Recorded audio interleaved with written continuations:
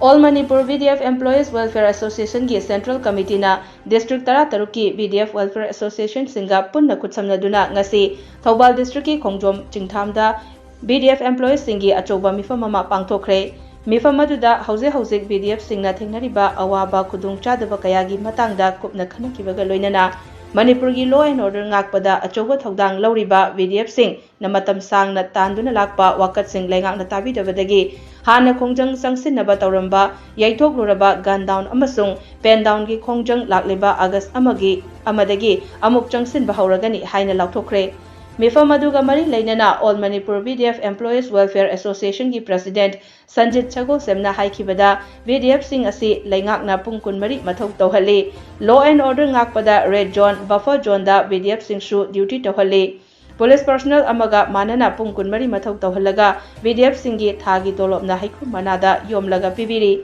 hauziki matamda VDF amana fangliba thagi khusuman asina imung manung puba ngamba oithokte VDF Singna khusuman hengatpinaba amadi atai phangpham thokpa khudong chaba sing leingakna pibinaba wakat sing taksinduna mamangda gun down amasung pen down gi Khongjang Changsilure adubu leingakna thuba matamda pithoknaba honaragani haina thajaba pibadagi Khongjang adu suspend tawkhibani Lengakna thajaba pikiba tha ani helabasu thabak oina paikhalaktabadagi VDF Singna lakliba August amadagi amuk hana Khongjang Changsilnaba ware basi laure haiki akoina sinjariba mega meeting asiga mari leinana koi member mayam amasung district committee leiriba central committee mayam lebna rakanda akoi hana mamang thakta lauthokiba akoi gi edition tangwandagi haune na hairiba du pakhata na chathaba haina mayam gi ngasi pungiba mifamjina akoi Raya matoina tanare masi member mayam gi apamani district committee gi mayam gi leadership gi apamani adu central committee gi apam su oire adu mayam gi apam sida akoi changyan ba haina akoi gi central da akoi phampuri ba isamuk president secretary leiba opusbiya khudimangna masi mayam gi pungi phalawama oibanina masi mayam changhelaji habagi warep to akoi lepchare haba famsi asi gi lapiriba social media paibiriba akoi gi press ki chinau jingda masima koi All Manipur VDF Welfare Employee Welfare Association gi makedigi lauthokhchari adu makhata abdasu akoi gi lebiriba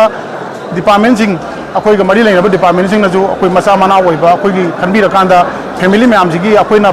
leijariba ai gi nupi leiri ai angang leiri isa leiri ai gi leiriba khudu imai pa mayam leiri masina maintain tawba konaraktabnina leiriba sarkar akoi gi government sida kayum khara akoi happy naba koi tolop se yam pikpa kambuni na tang happy wa baduni akoina mayam da janing baje masidai da akoina changal libse akoi laiba government sidi amna singna dona tana akoina tawgi am tawbu junate member mayam gi apamba leader mayam gi apamba mayam je masi khangna thabak tang tawbiro wa ba pham se mayam request tawna koi haijari maram di kai gi noi ba kanda hai ba tolop sina koina lupal sing tara ga chama phangibsina imung manung maintain tawba konar taba tawriba dituna 24 hour tawba heavy duty tawba akoina chatta pham amta leite commando da adigi di lairiba Red Zone jaga jing danga iba kholiba buffer zone jing danga iba kholiba TCP da leiba khodimak police department haibe sida khoi leitabam ti yaude aduna mayam je phajal laga punjal laga loina bu thabuk chalo loina bu tawla kanda 24 hour tawla kanda akoi gi makhata na tan paisa tan bi lambi je lekaba masina marma kanda imung manung jing da mahi langba mayam thongna rakpa imung manung kai bi aba adu macha masu